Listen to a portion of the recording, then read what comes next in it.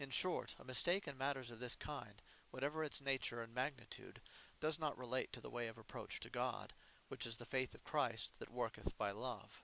For the mistake pleasing to parents, in the case of the twin children, was no deviation from this way. Nor did the Apostle Peter deviate from this way, when, thinking that he saw a vision, he so mistook one thing for another, that, till the angel who delivered him had departed from him, he did not distinguish the real objects among which he was moving from the visionary objects of a dream. Nor did the patriarch Jacob deviate from this way when he believed that his son, who was really alive, had been slain by a beast. In the case of these and other false impressions of the same kind, we are indeed deceived, but our faith in God remains secure. We go astray, but we do not leave the way that leads us to Him.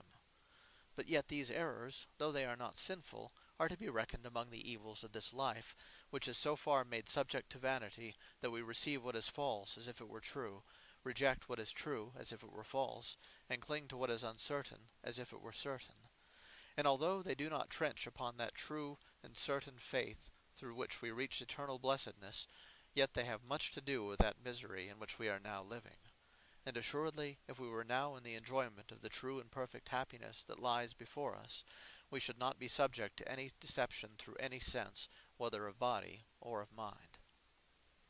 Chapter 22. But every lie must be called a sin, because not only when a man knows the truth, but even when, as a man may be, he is mistaken and deceived, it is his duty to say what he thinks in his heart, whether it be true, or whether he only think it to be true. But every liar says the opposite of what he thinks in his heart, with purpose to deceive. Now it is evident that speech was given to man, not that men might therewith deceive one another, but that one man might make known his thoughts to another. To use speech, then, for the purpose of deception, and not for its appointed end, is a sin. Nor are we to suppose that there is any lie that is not a sin, because it is sometimes possible by telling a lie to do service to another. For it is possible to do this by theft also, as when we steal from a rich man who never feels the loss, to give to a poor man who is sensibly benefited by what he gets. And the same can be said of adultery also, when, for instance, some woman appears likely to die of love unless we consent to her wishes, while if she lived she might purify herself by repentance. But yet no one will assert that on this account such an adultery is not a sin. And if we justly place so high a value upon chastity, what offense have we taken at truth, that, while no prospect of advantage to another will lead us to violate the former by adultery, we should be ready to violate the latter by lying? It cannot be denied that they have attained a very high standard of goodness who never lie except to save a man from injury. But in the case of men who have reached this standard, it is not the deceit, but their good intention that is justly praised, and sometimes even rewarded. It is quite enough that the deception should be pardoned without its being made an object of laudation, especially among the heirs of the new covenant, to whom it is said, "Let your communication be, yea, yea, nay, nay, for whatsoever is more than these cometh of evil." And it is on account of this evil, which never ceases to creep in while we retain this mortal vesture, that the co-heirs of Christ themselves say, "Forgive us our debts." Chapter 23.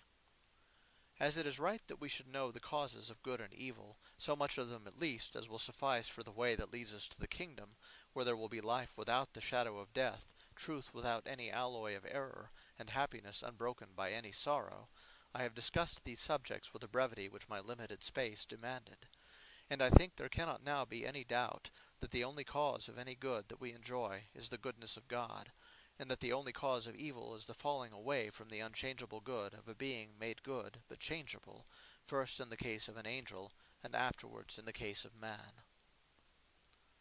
Chapter 24.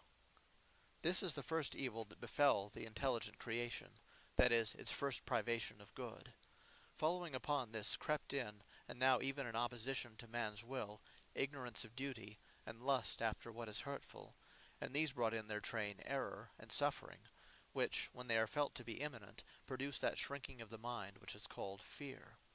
Further, when the mind attains the objects of its desire, however hurtful or empty they may be, error prevents it from perceiving their true nature, or its perceptions are overborne by a diseased appetite, and so it is puffed up with a foolish joy.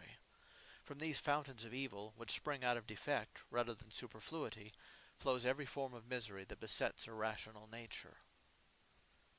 Chapter 25. And yet such a nature, in the midst of all its evils, could not lose the craving after happiness. Now the evils I have mentioned are common to all who for their wickedness have been justly condemned by God, whether they be men or angels. But there is one form of punishment peculiar to man, the death of the body.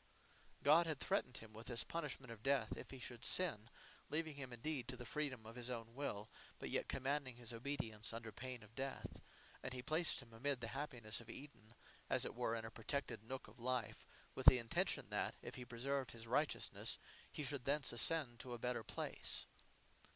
Chapter 26. Thence, after his sin, he was driven into exile, and by his sin the whole race of which he was the root was corrupted in him, and thereby subjected to the penalty of death. And so it happens that all descended from him, and from the woman who had led him into sin, and was condemned at the same time with him, being the offspring of carnal lust, on which the same punishment of disobedience was visited, were tainted with the original sin, and were by it drawn through diverse errors and sufferings into that last and endless punishment which they suffer in common with the fallen angels, their corrupters and masters, and the partakers of their doom. And thus by one man sin entered into the world, and death by sin, and so death passed upon all men, for that all have sinned. By the world the apostle of course means in this place the whole human race. Chapter 27. Thus then matters stood. The whole mass of the human race was under condemnation, was lying steeped and wallowing in misery, and was being tossed from one form of evil to another, and, having joined the faction of the fallen angels, was paying the well-merited penalty of that impious rebellion. For whatever the wicked freely do through blind and unbridled lust, and whatever they suffer against their will in the way of open punishment, this all evidently pertains to the just wrath of God. But the goodness of the Creator never fails either to supply life and vital power to the wicked angels, without which their existence would soon come to an end, or, in the case of mankind, who spring from a condemned and corrupt stock, to impart form and life to their seed, to fashion their members, and through the various seasons of their life, and in the different parts of the earth, to quicken their senses, and bestow upon them the nourishment they need.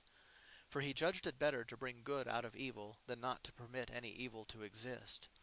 And if he had determined that in the case of men, as in the case of the fallen angels, there should be no restoration to happiness, would it not have been quite just that the being who rebelled against God, who in the abuse of his freedom spurned and transgressed the command of his Creator when he could so easily have kept it, who defaced in himself the image of his Creator by stubbornly turning away from his light, who by an evil use of his free will broke away from his wholesome bondage to the Creator's laws,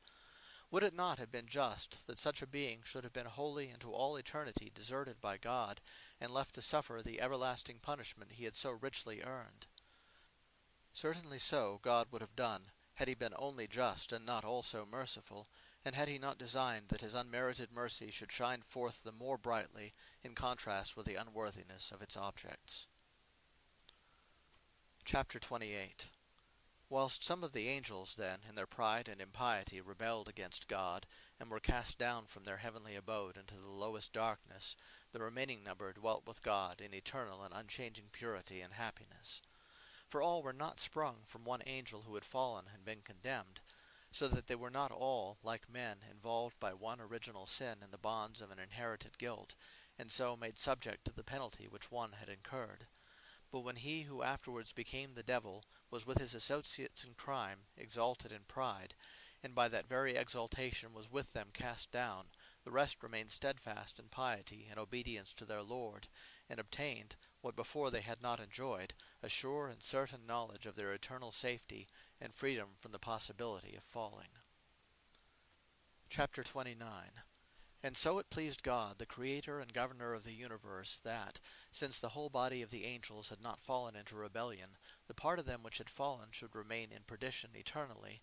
and that the other part, which had in the rebellion remained steadfastly loyal, should rejoice in the sure and certain knowledge of their eternal happiness; but that, on the other hand, mankind, who constituted the remainder of the intelligent creation, having perished without exception under sin, both original and actual, and the consequent punishments, should be in part restored, and should fill up the gap which the rebellion and fall of the devils had left in the company of the angels.